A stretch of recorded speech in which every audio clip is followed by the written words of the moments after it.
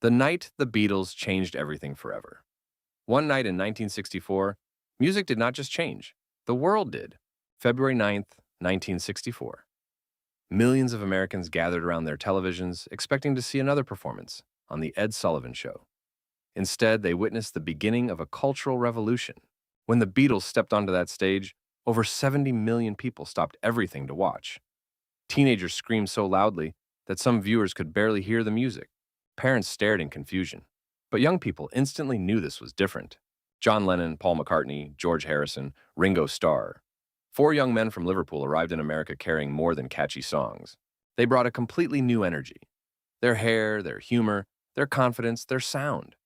Everything about them challenged what pop stars were supposed to look and act like.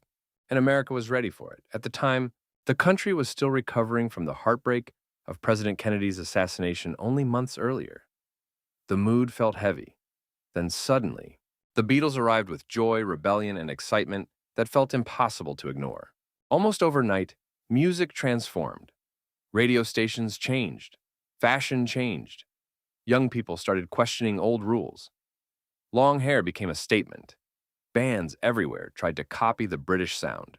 This moment launched what became known as the British Invasion, opening the doors for countless artists that followed. But what made that night truly historic was not just the music, it was the feeling. For the first time, an entire generation felt like it had its own voice. And in just a few unforgettable minutes on live television, pop culture changed forever. If you could go back and watch that moment live, would you?